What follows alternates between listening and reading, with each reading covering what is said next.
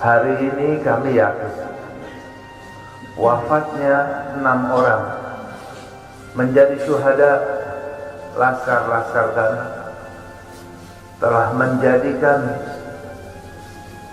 laskar-laskar front pembela Islam, maka dia termasuk orang yang syahidul akhirah, di akhirat dihitung sebagai syuhada. Itu kalau bela diri. Bagaimana kalau dia membela waris Rasulullah? Bagaimana kalau dia bela darah daging Rasulullah? Demi Allah kami bersaksi pada malam itu mereka begitu luar biasa, tanpa ada niat sedikit pun mereka untuk menyerang.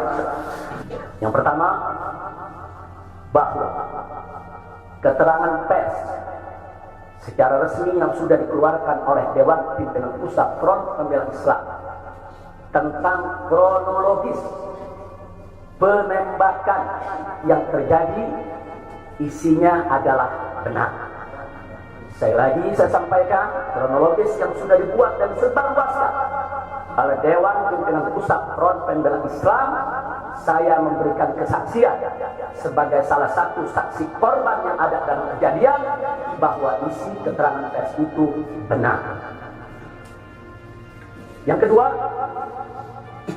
yang ingin saya sampaikan di sini, bahwa pada saat kejadian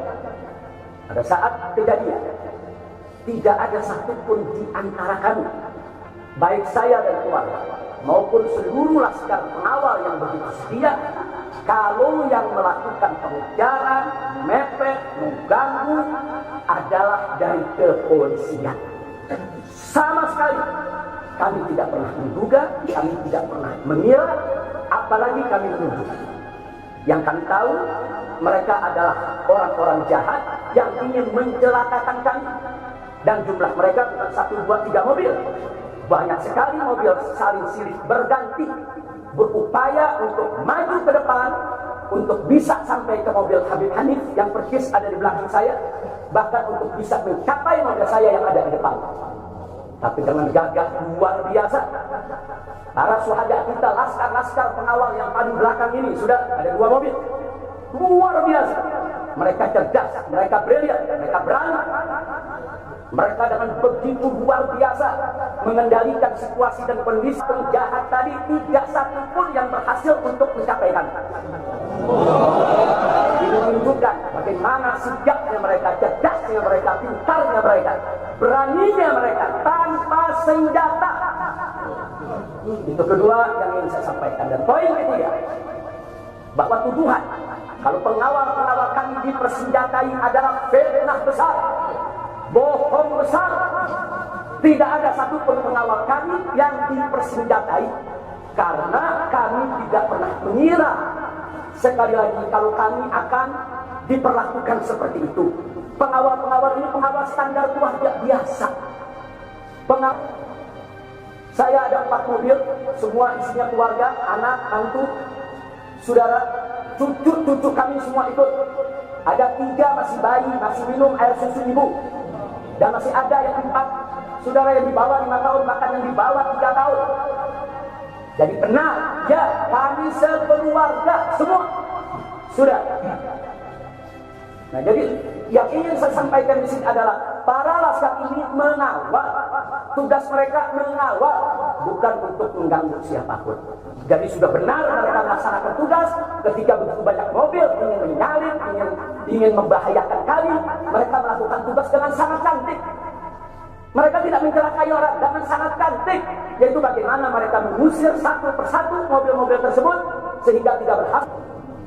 Dan subhanallah, ya ikhwan, yang keempat yang ingin saya sampaikan di sini, dengan takdir Allah, laulahum, tanpa mereka ini para syuhada, mungkin kami sudah digiring ke medan pembantaian yang mereka rencanakan. Allah mentakdirkan sesuai dengan kehendak Allah Subhanahu wa ta'ala. Demi Allah, saya dan keluarga siap setiap saat untuk menghadapi mati syahid, ya. Kami tidak akan pernah mundur selangkah pun juga. Tidak akan pernah takut untuk menghadapi segala ancaman dan teror. Maka itu saya sampaikan sekali lagi, ke-6 laskar yang mati syahid ini, Mereka laskar yang luar biasa, mereka laskar yang setia. Bahkan Anda bisa dengarkan dalam rekaman-rekaman yang tersebar, yang viral di mana-mana ya kawan, bagaimana mereka tertawa. Saudara, keluarga semua sudah terbebas dari penjara. Begitu mereka melihat saya dengan keluarga semua sudah berhasil meluncur keluar dari penjara, mereka senang. Padahal sebentar lagi mereka akan dibantai, mereka digiring ke medan pembantaian. Dan sampai saat itu kami tidak pernah tahu kalau mereka yang melakukan pembantaian adalah pihak kepolisian. Kami tidak pernah tahu, kami tidak pernah sudut, kami tidak pernah menuduh. Bahkan dalam keterangan pers Dewan Pimpinan Pusat Front Pembela Islam masih dicantumkan orang tidak dikenal. Karena kami tidak berani menuduh siapapun tanpa bukti, kami tidak berani menuduh siapapun tanpa saksi. Itu ajaran Islam. Tidak boleh kita menuduh siapapun tanpa bukti dan saksi ya Pak. Tapi subhanallah, tatkala dari pagi sampai siang kami kerahkan laskar-laskar Kerawang dipimpin oleh pimpinannya masuk ke setiap rumah sakit di wilayah Kerawang, masuk ke setiap kantor polisi saudara di Kerawang, menyapu bersih rest area didatangi semua dalam rangka untuk mencari Pak Suhada ini. Di mana mereka? Di mana mereka? Tapi subhanallah, akhirnya Allah buka mulut yang membantai saudara. Allah buka mulut mereka. Allah buka mulut mereka saudara. Tak bisa mereka sembunyikan saudara. Allah Maha Kuat, Allah Maha Besar, Allah Maha Kuasa. Allah buka siang itu Kapolda Metro Jaya mengakui ya Pak, kalau para penyerang, para penyergap, para penguntit saudara yang kami semula juga mereka bajingan penjahat, saudara yang ingin mencelakai kami, ternyata diakui sebagai bagian daripada penyidikan, bagian daripada penyidikan Polda Metro Jaya. Bukan kami yang menuduh, mereka yang mengaku ya Pak. Kalau mereka menutup mulut, tidak pernah mengaku, sampai kapanpun kami tidak akan pernah tahu ya Pak.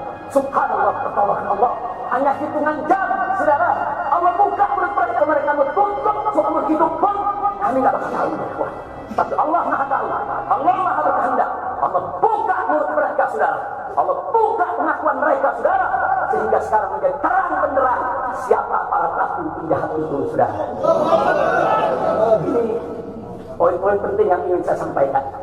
Dan semalam saudara kita sudah membentuk tim untuk memeriksa secara utuh bagaimana kondisi daripada 6 jenazah syuhada kita. Saya sudah mendapatkan laporannya secara lengkap. Nanti pada saat yang tepat akan kita adakan siaran pers secara nasional, dan saya sampaikan kepada seluruh bangsa dan rakyat Indonesia, kami akan menempuh jalur hukum secara prosedur. Kami akan kejar siapapun yang terlibat dalam pembantaian ini. Kami tidak akan biarkan mereka tidur tenang sampai mereka lari. Kami tidak bisa. Maka itu saya minta kepada seluruh rakyat dan bangsa Indonesia, tahan diri, sabar. Kita hadapi dengan elegan. Kita tempuh prosedur hukum yang ada. Karena kalau prosedur hukum itu ditempuh dengan baik, insya Allah semua akan terbongkar ya. Siapa yang melakukan pembantaian di medan lapangan, sampai siapa yang menjadi otak saudara yang mengatur ini semua akan terungkap. Tapi kalau Anda emosi, kalau Anda berjuang sendiri-sendiri, maka ini akan terkubur, tidak akan pernah terungkap ya kawan. Maka itu saya minta sekali lagi, sabar. Sabar. Ada saatnya ya kawan. Ada saatnya kita akan melakukan perlawanan. Ada ya kawan. Syuhada kita yang tenang ini saudara, mereka sudah melakukan tugas jihadnya, menjaga apa? Menjaga ulama, dan mereka sudah mendapatkan hadiahnya dari Allah, mati sebagai syahid. Insya Allah syahadat mereka diterima oleh Allah Subhanahu wa Ta'ala. Dan sengaja memang kami yang minta keridhaan dari keluarga masing-masing untuk bisa mereka dimakamkan di pondok pesantren Agrokultural Markas Syariah ini. Akan tapi salah satu daripada syuhada kita atas permintaan keluarga mereka, ibundanya yang begitu cinta kepada sang anak Dewan, dibawa ke rumahnya dan dikubur untuk nanti diterima oleh Allah Subhanahu wa Ta'ala. Saya tidak ingin berpanjang lebar lagi, tapi sekali lagi bahwa DPP FPI sudah berkomitmen dengan seluruh ormas-ormas Islam yang ada ya Pak. Anda bisa lihat bagaimana ormas-ormas Islam sudah memberikan pernyataan sikap dari berbagai kalangan, di mana kita kompak semua satu kata bahwa harus dibentuk tim pencari fakta independen yang melibatkan semua elemen, yang melibatkan Komnas HAM, Amnesty Internasional. Bahkan kami minta juga Komnas HAM Anak untuk ikut berbuat, karena di dalam kejadian itu ada yaitu 3 bayi, dan masih ada lagi yaitu 4 balita ditambah satu lagi balita dari salah seorang anak kerabat kami ya Pak. Jadi pada kejadian itu tidak kurang dari 12 wanita, 3 bayi, dan 6 balita yang masih berada di bawah usia 5 tahun. Komnas HAM anak tidak bayi kami yang ketakutan karena mobil itu meluncur tidak wajar, tidak semestinya. Dalam goncangan mobil tersebut, bayi-bayi itu menangis, ibu-ibu itu menangis. Mereka terteror, terintimidasi. Mereka bukan tidak takut, ini satu teror yang luar biasa. Nah, karena itu sekali lagi Komnas HAM perempuan, Komnas HAM anak, mereka semua harus ikut terlibat. Tidak boleh ketidakadilan, tidak boleh kezaliman semacam ini dibiarkan terjadi di negara Kesatuan Republik Indonesia. Kalau hari ini kejadian sadis brutal seperti ini bisa menimpa saya dan keluarga, bisa menimpa 6 syuhada ini ya kawan, maka kalau dibiarkan besok akan bisa menimpa siapa saja warga negara Indonesia di negeri ini. Maka itu saya ajak semua elemen bangsa ini, dari mulai presidennya, DPR-nya, dan seluruh institusi kenegaraan terlibat ungkap fakta yang sebenarnya apa yang terjadi di balik semua ini. Itu saja yang saya sampaikan. Sekali lagi ya kawan, malam itu saya dan keluarga keluar lewat dari jam 10 malam. Kenapa kami lewat dari 10 malam? Karena kami pikir kalau keluar jam 7 atau ba'da maghrib banyak kredit macet di jalan ya kawan. Nah, lewat dari jam 10 supaya jalan agak sengkang. Nah, kami harap sekitar jam 12 atau lewat kami sudah sampai di tujuan. Tujuan kami suatu tempat peristirahatan yang memang cocok buat kesehatan. Kami sedang membutuhkan sedikit waktu lagi untuk memulihkan yaitu tenaga kami, kesehatan kami. Dan selain itu juga, saudara, kami tidak pernah menyangka kalau perjalanan kami malam itu sebetulnya sudah direncanakan oleh pihak. Kami tidak pernah menyangka dan kami tidak pernah menduga. Tujuan kami hanya ke tempat peristirahatan, sehingga kalau jam 12 atau setengah 1 kami sudah sampai, kami beristirahat, dan subuh kami punya pengajian keluarga. Baca Al-Quran, baca hadis, baca zikir, hanya khusus untuk keluarga kecil kami saja, untuk anak, menantu, cucu, dan untuk baby sister yang menemani cucu-cucu kami, itu juga untuk beberapa anggota kerabat kami. Jadi kami tidak pernah menyangka acara ini sebetulnya begitu sederhana, indah, saudara, ternyata sedang digiring ke medan pembantaian. Dan subhanallah, akhirnya kami semua selamat. Berkat apa? Dengan takdir Allah, berkat perjuangan ke-6 syuhada ini. Tanpa Anda di sini. Maka itu saya sampaikan sekali lagi kepada keluarga para syuhada. Keluarga para syuhada, Anda semuanya harus bersabar kepada Allah Subhanahu wa taala, ridho kepada keputusan Allah, dan jangan khawatir, keluarga Anda yang kembali kepada Allah ini mati sebagai syahid, Allah akan masukkan mereka ke dalam surganya, dan Allah akan berikan kepada mereka kelak syafaat untuk menolong seluruh anggota keluarga agar bisa dimasukkan ke dalam surganya. Itu saja. Kami nonton di TV itu ada senjata, itu dari mana? Gitu. Seandainya mereka memahami syariat Islam, kami siap bermubahalah. Kalian datangkan keluarga kalian, saya datangkan keluarga saya, kita bermubahalah. Benarkah anak saya membawa senjata atau tidak? Nanti siapa yang dilaknat oleh Allah Subhanahu wa taala. Jadi itu salah satu kami berusaha meyakinkan bahwa putra-putra kami tidak membawa senjata. Senjatanya dari mana?